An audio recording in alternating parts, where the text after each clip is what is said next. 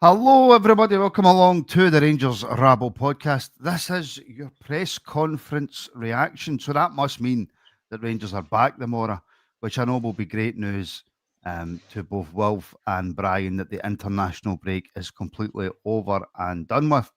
My name is Martin. I am your host, and I am joined tonight by the old team, the aforementioned Wilf and Brian, who together have a combined age older than William Wallace. But our combined age is still not the age of a new recruit to the podcast, I have to say. So, well, probably true. Probably true. He takes the average age of the Rangers Rabble from 102 to about 160, I think. But yeah, you know, I'm not ageist. I'm just honest. Yes, me and Brian are cricket buddies, but we support different teams. He's awful quiet this afternoon, folks. He's awful quiet. Things have went. It's just the first innings, Brian. It's just the first innings. Well, you were chirpy at lunch this morning, sorry. Yesterday, I know, 4 o'clock this morning, I was buzzing, Brian. Oh, you were chirpy. Couldn't shut you up. Oh, I know. But anyway, we're not here to talk about cricket. We're not here to talk about international football. We are here to talk about Rangers and Danny Rohl's press conference today. We've all got on to, of course, the Rangers accounts that were released. We'll do a wee bit on that. But we will have a special dedicated show on the Rabble Network, which you need to have. You need to have Stuart on that, don't you? You need to have Stuart on that. Well, the injury crisis is actually worse than we first expected, it would appear.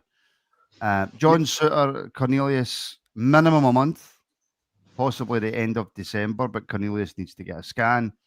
He didn't say it, but it did sound as though it could be the end of the season for Bailey Rice. We'll obviously need to wait and see. Mikey Moore, who just started to come into a bit of form, is now out until at least the end of December. Yusuf Chermiti has picked up a knock. Somebody kicked him in training. We don't know whether that was on purpose yet or not. We'll find out in the coming days. But the injury curse strikes again, Wolf.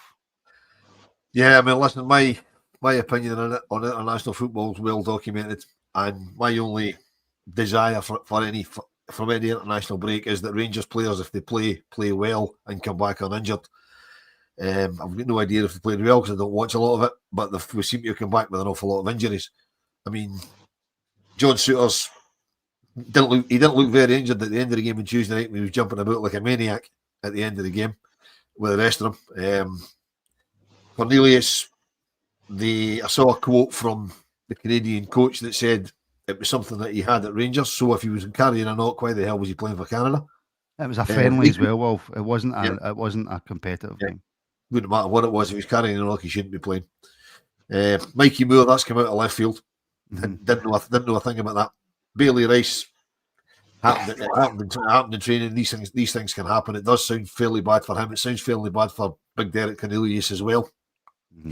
They're saying, John Souttar could be 20 days, could be 35 days. Who knows?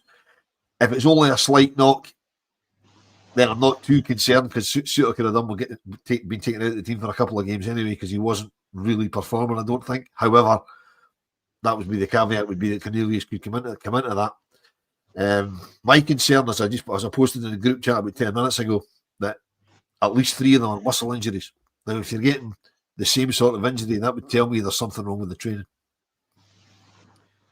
I mean, you could look at it like that, Brian. I mean, you could also argue that John Souttar get injured in the warm-up for Scotland before the game. You could say you can't really make the same argument for Cornelius, though. Because if the Canadian coach is saying it's something that he had at Rangers and it's a muscle injury he's picked up at Rangers, we don't know how Bailey Rice has came about his injury. And the other injuries seem to be contact. So you could make that, but then we've been how many years have we been talking about this injury curse at Rangers? Quite a long time, haven't we? It's not a new scenario that a Rangers manager's got to deal with. A long injury list. We kind of looked as though at one point this season we were nearly getting over that tag. That most injuries were almost sort of eradicated, but the curse has struck again, I'm afraid. And as Wolf has correctly just pointed out, why on earth Derek Cornelius even went out to Canada when he was carrying this injury allegedly is baffling. If it was a qualifier, then you could maybe say fair enough. But the fact it was a friendly, a non-event, he's pretty much a starter for Canada. So it's not as though that he had to play it to get his way into the team. He's a starter for Canada. So I'm really baffled why Canada have decided to pick him and play him in a game that meant nothing and has made him worse now. So that's quite disheartening that an international manager's almost played an injured player. That's quite annoying. I'd like to understand the reasons for the Canadian manager playing him. As I say, he's a starter for Canada. It's not like he's having to work his way into the team. The Suter one, well, this is what happens in international duty, isn't it? Guys go away, and as Wolf says, you always hope that they play well and come back fit, but didn't even make the game against Denmark. He got injured in the warm-up. And then Bailey Rice has been cursed as well, just a training injury. I mean, that can happen anytime. So, yeah, it's rather unfortunate. And it's what's worrying now is we've got a really weak centre-back pairing left, and our only other left option at left back is injured now. So, Magoma's now the only available left back fit. So he's going to have to be nursed very carefully over the next wee while. And yeah, Fernandez and Insalia now are pretty much the only, and De Giga's the three centre backs that we've got left now. So it's going to be a difficult time for the defence. Mm-hmm. Brian, on the plus side for the left back cover for Jaden Magoma, it looks like Dujon Sterling's not too far away. Yeah. And the way the manager was speaking, I would expect him to feature at some point tomorrow. I think he probably will at least be on the bench, at least then to get him back into the squad. So, well, actually, Wolf, I took the opposite view from what the manager said today. When he was asked about Dujon, which because of his accent, the first time he mentioned him, I'm like, I have no idea what he just said. I don't know who he's talking about, but it was Dujon Sterling. He did make note that it's no use having a player who can only play 40, 45 minutes. You need a player who's fit enough to play the 90. And to me, that was the manager saying he's not ready yet. He's nowhere near ready to come back into the team. No, he's not, but he's certainly not ready to start. But given that we're really, really light in numbers, it wouldn't surprise me if he's on the bench. I'm usually very vocal saying if they're fit enough to be on the bench, they should be starting. But I think in this case, you put him on the bench, hopefully, with the greatest respect to Livingston, it's Livingston. Hopefully we put the game away with maybe 20 minutes to go, and you can get them back, at least back on the grass playing some football, because we shouldn't be under a lot of pressure from Livingston, particularly not in the back end of the game. However, it's football and you never know. Yeah, but the issue that you've got is Brian and Wolf mentioned it, and he's right. We've spoken about John Suter for I don't know how many podcasts, saying that it's maybe about time he was given a bit of a break. For the Rangers team, he was making quite a few mistakes. He wasn't looking quite himself. There's a whole contract situation going on. But when you lose both centre backs, and you've got Giga who is up and down with his confidence, you've got Fernandez who hasn't really played, and you've got Insiala who just point blank hasn't played since Kilmarnock last season. Not only are you risking injuries to these players who haven't played for a long time and expecting them to play longer than what they probably can, you're also bringing players in who maybe aren't up confidence-wise, mentality-wise, and you're putting them under a great deal of pressure. It would have been different if he brung Suter out and played Fernandez in beside Cornelius. Cornelius can talk him through the game or whatever, build his confidence the same way in Ciala, right? Yeah. But the fact that we're needing two defenders now, if he doesn't play Giga, who haven't played any minutes, it's worrying. It absolutely is, and we all know that you can train as much as you want during the week, but getting that vital 90-minute football in you is absolutely crucial.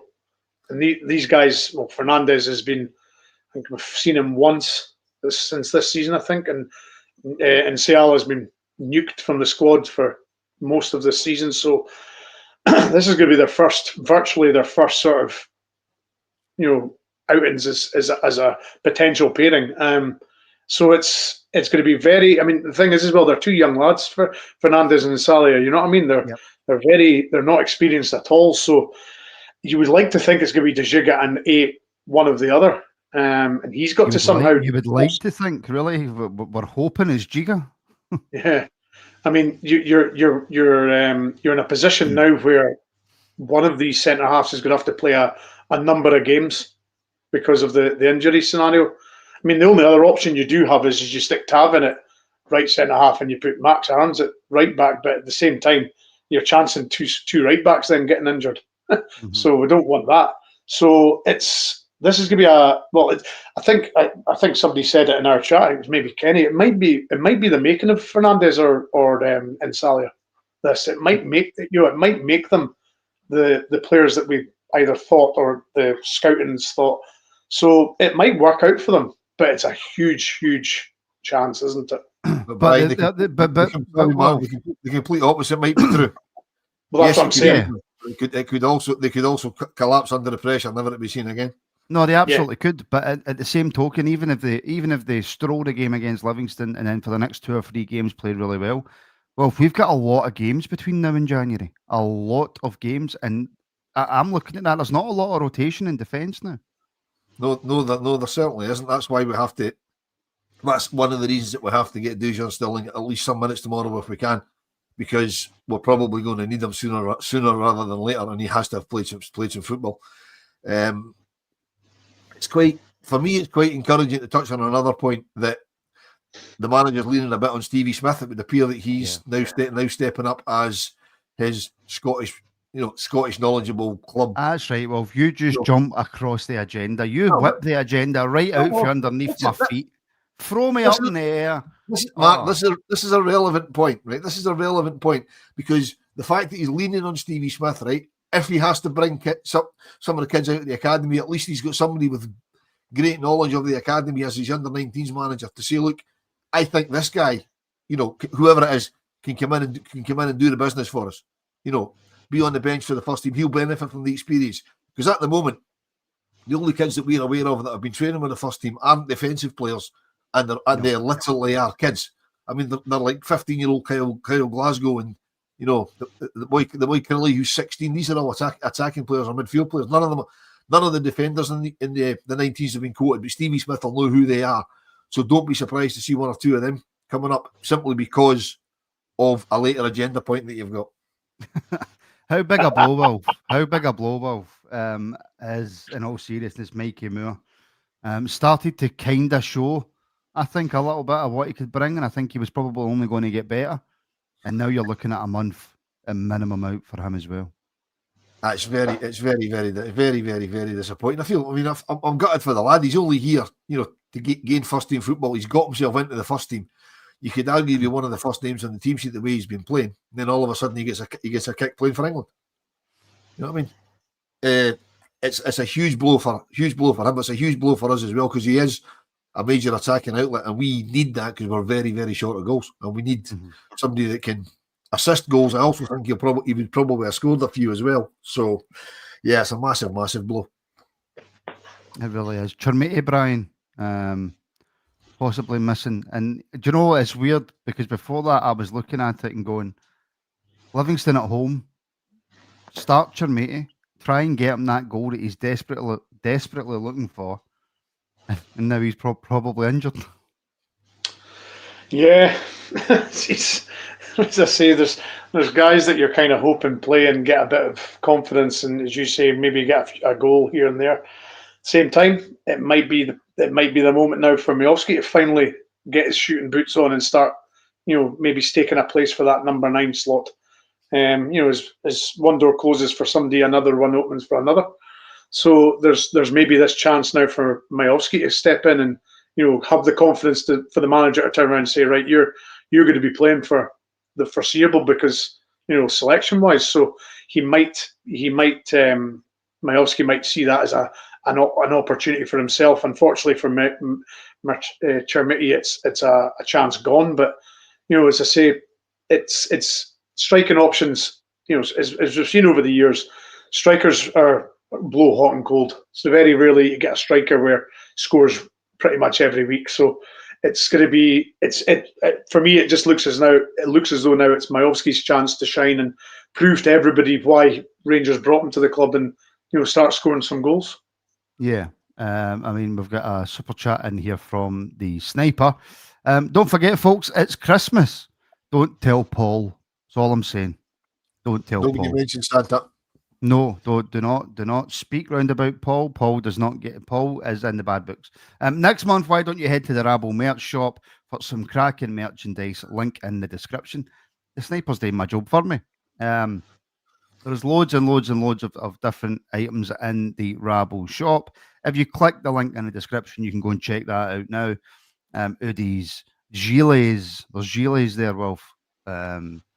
There's a gilet here, Mark. Look, There's just a right there. gilet. Look, Oh my right God, there. look at that. That is an right there. incredible gilet, Wolf. Is it warm? Very No warm, shame. yeah, very warm indeed. Is it warmer than the sun, Wolf? I don't read the Sun, so I couldn't tell you. Fair enough. Fair enough. So go check out the Rabble store. Thank you very much, Sniper.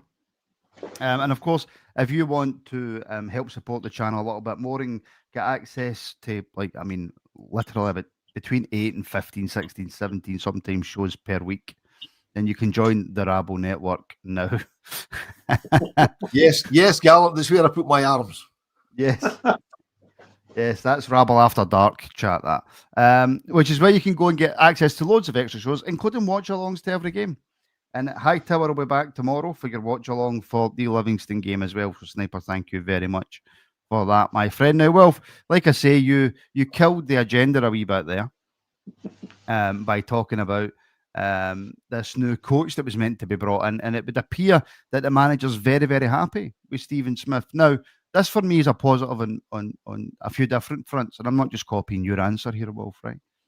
But not only does Stevie Smith know the club, not only has he played for the club, but he is effectively the under-19s manager, so he knows all, if not most, of the youth players at the football club. So surely this is only a positive. I think so. Rather than bringing in somebody from outside who, may or may not work, it would take a new person a while to get to know the players. As you say, Stevie Smith knows the academy players. He knows the first team players because he took the first team when we were in limbo between the previous incumbent and Danny Rohl. So the players all know him, and I mean Danny Rohl and his staff have obviously been impressed with Stevie Smith since they came in. So, and he's obviously been impressed with him because he's happy to work with them. I mean, he said at the time when he was asked, when Stevie Smith was asked while he was caretaker manager, look, what next? He said, look, I work for this club. Whatever they ask me to do, I'll do it because they're my employer. And I don't know what that was, but anyway. But yeah, I think it's potentially a great appointment, and hopefully it does prove a pathway for some of the young guys, because we have to get some of the young guys at least into the squad. And not just because we've got a bit of an injury crisis going on. We need to get some of these young guys into the squad, because if we don't, we're just going to keep losing them to provincial clubs for next to nothing, when we could probably lose them to bigger clubs for a few quid, which is the way it's supposed to work. And that's another agenda point I could have stolen off you, but I won't. Well, no, I mean, you say bigger clubs, well, if you mean bigger leagues, obviously. Bigger leagues, sorry. Sorry, there isn't a bigger club than Rangers. Sorry, I paraphrased that wrong. Yeah. Yes. Yeah. Just before you get chopped up, Wolf, and people put it all over socials, and I know what people are like. I'm just looking out for you, mate. I'm just looking out for you. Yeah. Although Brian Shona's not too happy, Stevie Smith is very underwhelming. I think, as Paul says, he's working with the youth currently. He knows all the players that are potentially ready for the first team. So I think in the short term, it's a sound appointment. I think it's a appointment. I think, Steve Smith took charge of the team as well, at one point as well. So he knows a good majority of the players. So, it's not... Underwhelming's a bit unfair, I think. I mean, he's doing a good job with the youngsters, and as I say, he knows which ones are going to be ready and which ones won't be. So I think he's in the prime position to, sort of make that step if that's something he wants to do. I mean, he might be quite happy being the under-19s coach. He might be happy, doing that and not wanting to sort of make the step up. He might feel he wants to carry on doing that for a wee while longer. But if the manager sees something in Steve Smith, then I think we've got to trust his judgment here, because as I say, Steve Smith stepped in at one point with the first team when we needed him, so he has had some experience of handling the first team and training and stuff. So, and at the end of the day, it's given a young guy a chance, isn't it? I mean, until you get a chance, you'll never know. Martin, that's a brilliant point for Sniper. We're actually promoting from within somebody who's can actually do the job he's being promoted into. You know, it's a progression in his own line of work. It's not like, you know, we basically took a sales executive and made him the CEO. You know what I mean? Which completely the wrong thing to do a few years ago. At least we're now promoting somebody in the line of work that he's in, and it's the next step, and he'll live or die with whether he can do the job. But the manager as well, said that he likes a wide variety of coaches, some young, some old, to get, as Bojang's saying there, you know, young coaches might connect better with young players, presumably. He wants all different facets of coaches. Yeah, I mean, and Stevie Smith is a young coach who played for the club not that very many years ago. Right, so he knows the Scottish game, and he's working in the Scottish game at the moment. You know what I mean? We all very well saying, people saying, but bring in Neil McCann, bring in this one, bring in that one. These are guys who currently aren't working in the game. So they've maybe taken their eye off the ball a little bit. Stevie Smith's actually working in the game, albeit at youth level. But he did take the first team and did okay with them, to be fair, when he was there. You know what I mean? So there is that relationship. And the fact that he's got the relationship, Danny Rohl's got enough trust in him to say, yeah, you'll do for me just now. If it doesn't work, I'm sure he'll very, very quickly realise it's not working and bring somebody in. But hopefully, for the sake of the club, going forward in the short term, it does work. Something else that came out of the press conference today as well, Brian. He mentioned Finlay Curtis by name. Woohoo! He knows who he is. And he's saying that Finlay had a knock, which I think a lot of us, we kind of guessed that we thought he had some kind of knock. He's back, fully fit and available. Hopefully, we'll get to see a bit of Finlay. Fingers crossed. As I said, one door closes for a player, another opens for another. Mikey Moore's injured, so is this the time for Finlay now to finally get his chance and take it and stay in the team? I think every Rangers fan knows what Finlay's capable of. Every time that he's come on and performed for Rangers, he's done extremely well. He's assisted, he's scored, he's lit up the pitch because of his aggressive attacking ability and his willingness to take shots from outside the box and take on fullbacks. So this is really positive news, and we've just to cross our fingers now that this might be the moment that Finlay finally passes. That'd be my dogs. That'll be Teddy. Yes. Unbelievable. My missus is back tonight. Normality will resume. And honestly, do you know, I know this is a news show. Living alone, I can't do it. Honestly, I can't do it. I just can't. The dogs are absolutely killing me. How does it go? Teddy Douglas, sit over there. Yes, well, I can't do that on public YouTube, but in case somebody reports me, I really, really can't do that. Sorry, Brian, do you want to finish your point, Brian, or shall we move on? That's all right. No, but as I say, this is hopefully going to be Finlay's chance now. I think the manager, by the way he's speaking, obviously likes him. I don't think he's not picking him because he doesn't want to. I think he's said he's obviously had a knock, and everybody was wondering why he wasn't featuring, why he wasn't in the sort of squads and stuff. So at least we've got a reason as to why he's not been featuring. Because as I say, when managers don't say what's actually happening, it allows the sort of rumours and the sort of innuendos to carry on, and everybody makes up their own stories that there's something wrong with him, the player's disruptive, there's this, there's that. So it's good that the manager's actually came out and says, look, he's actually injured. He's had a knock. He's not been, but he's back fully fit now. So as I said before, Mikey Moore's absence might be Finlay Curtis's gain. Yeah, absolutely could be. Absolutely could be. Right, we've only got 5 minutes left. So just before we come on to the accounts, very quickly, Wilf, very quickly, do you think this could be a chance for Bayrami? Possibly. Don't really know, because obviously he's been away on international duty as well. So Danny Rohl's not had a lot of time with him, but I would be playing Finlay Curtis before I played by Rami. Yeah. 100%. That'll do. That's lovely. Thank you very much, Wolf. It's weird when Wolf gives you a quick answer. You don't know how to digest it. Can I just say a big massive thank you as well to channel member and new podder as well, Mr. Andrew, for the super sticker. If you're in the YouTube chat, you'll be able to see that now. Andrew, thank you very much, my friend. And we've got a wee announcement coming on Monday as well, which is good for the podcast. So thank you very much, Andrew. Right, okay. Something I don't really look into a lot, know a lot about. I'll need to wait till I speak to Stuart to find out exactly what's going on. But Rangers have posted, Wolf, a 14.8 million loss in their latest accounts. But we've also recorded a record revenue of 94.1 million.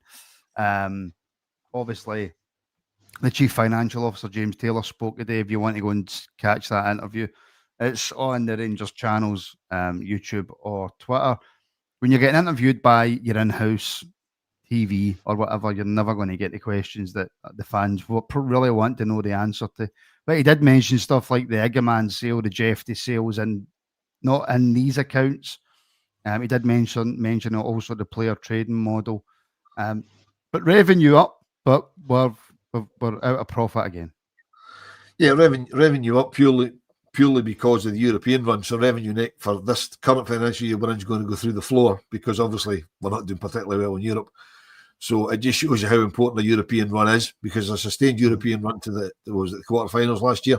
Yeah, that's obviously helped, because that's an extra after the group stages, or the league stage. That's like an extra 2 or 3 home games at 50,000 folk at £50 a pop, plus sponsorship, plus prize money, etc. Hospitality as well. Yeah, so that all increases the revenue. So that revenue is going to come down again. I mean, that's a 7% revenue increase on the previous season. You know what I mean? So, but that's going to come down probably by more than 7% for this current financial year. But with nothing else we can do. Encouraging thing for me, the wages dropped by 6%. And again, this is before we sold Iggerman, Dessers, Jefty, and Yilmaz. So their wages would have been included in that wage bill total. So that will probably come down next year, because although we've brought players in, I don't suppose they'll be on the sort of money that they're on, that they were on. You know what I mean? So that's, to me, that's quite healthy. I mean, the wages, looking at what I'm just looking at the figures that Kieran Maguire from Football Finance, the Football Financial price of football. That's him. To give him the credit for it. 61% of revenue is going into the wage bill. So £61 in every 100 is going to wages, which is down 8%. So that's down £8 in the 100. Again, that's encouraging. That's going the right way. Yeah, because we've got to become financially sustainable. I mean, okay, we're well within the PSR, the PSR or PR, whatever the financial fair play rules. Yeah, we're well within that, but we can very, very easily go the other way, and we've had financial problems in the past that we don't want to be, involved in.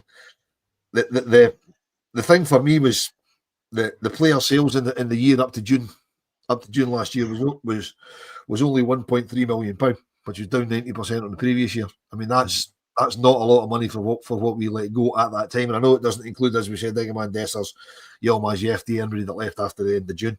But it's total debt of 21.8 million, scary, because we've posted debt every year since we came back up. But at least the debt's getting less and less, and it's debt that's manageable by the people in charge of the club, by the custodians. Yeah. It's debt that they, it's not like we've got £21 million debt and the three of us are owning the club. If they call the debt in, we're selling kidneys and livers and all sorts, right? Well, if Rangers had a £21 debt and it was us three running the club, they'd be in trouble. You know what I mean? Yeah, but you know what I mean. You take the point. So if for some reason football collapsed tomorrow and every football debt had to be paid for clubs to continue, at least we could pay our debts. We're in a situation that our custodians could pay the debts. So Rome wasn't built in a day. It was going to take a while to get back to a positive footing. But at least we'll get cash in the bank. We've got manageable debts. The debts are coming down. The wage bill's coming down. The player trading model is possibly, you could argue, starting to work. So It's not great, but it's better than it could have been. That's probably the best summation of it, Brian. Not great, but it's better than what it could have been. Oh yeah, I mean, you're looking at the total debt there. It says 21.8 million, but that's down 21.8 million. So we've halved it. Mm-hmm. So that's been completely halved. So that's a fair jump in one go. I think it's a decent set of accounts in the sense that where we were and where we are. I think everything's heading in the right direction in the sense of the things that you want to see come down, like wages and the losses. Everything's coming down. The only thing you want to see is obviously the player sales going up. But I think, as Wolf says, next year that sort of category will skyrocket because of does that put into perspective, Brian, but how important Kevin Thelwell's job is, and why we're all so worried about what we've seen so far? It really is, because when you see him splashing out 8 million on Chermiti, it kind of raises questions that that player sale, that player trading model might not continue, because we might splurge money which we shouldn't be splurging. We all knew we needed another centre forward, but I don't think anybody envisaged spending 8 million on a guy that's completely unproven and a youngster effectively. It's not the sort of thing that we should be doing, is spending £8 million on a youngster. But as I say, it's not that's not the player's fault. That's the club's fault for the two clubs for agreeing that fee. So, but yeah, it just shows you how delicate Thelwell's job is, because a couple of slip ups in the transfer market, and then that sort of bit in the accounts doesn't look very good. Then does it? No, it really doesn't. But yeah, I mean, the takeaway from it, Wolf, anyway, I think, before I speak to somebody who knows about all this sort of financial stuff, is that there's nothing really to worry about. Things are getting better. Doesn't appear to be anything to worry about. The revenue's up, and albeit it's probably going to come down again next year. But the revenue's up. The cash at hand, if you like, the sort of the fluid money that we've got to spend, that's up. Everything else is down. The wage bills come down, and I say Brian says the debts come down. That's okay. That a lot of that's because of the share investment of the new owners. Yep. But that's the way these things work.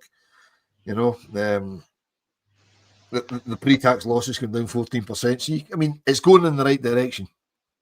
If you buy a club or a business with debt, if you buy it with the debt, then you take on the debt. So of course you do. So you got to remember a lot of it's down to the amortization of player contracts. That's where a lot of the stuff comes into as well. We've got a few players who their contracts are running down, so they're they're on big contracts. So that'll kind of level itself out over the piece as well. Well, if you think about the end of this season alone, you've got Tav, you've got Suter, you've got Matondo. I think you've got Dowell as well. Yep. I mean, there's 4 players who that's a hefty set of wages to come off your books.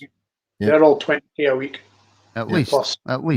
But then you've also got to take into account we're hopefully going to be signing players of a quality for decent money that are going to be wanting decent wages. If you recruit right though, and you recruit in the right areas, you don't have to pay those types of wages for players of equal or better quality.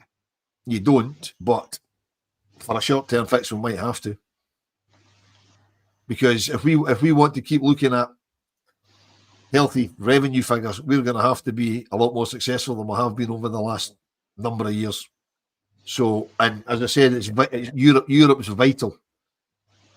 You know what I mean? And if we can somehow turn this European season around and even get one more game in the round of 32 or whatever they call it after the league stages, that would be a great help to stopping the figures absolutely plummeting next year.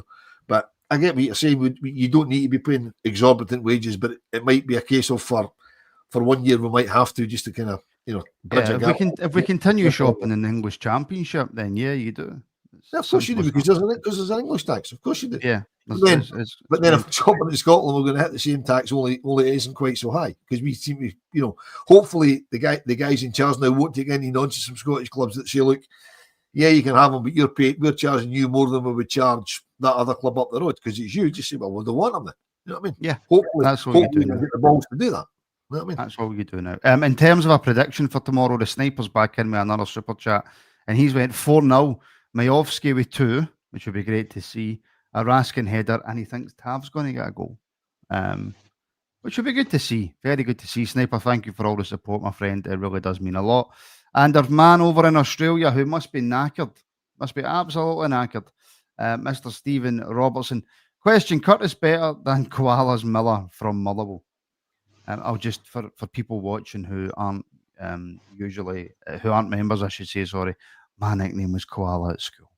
So that's who Koalas Miller is. Different positions, Brian, different positions. You can't compare the two. That's my you can't.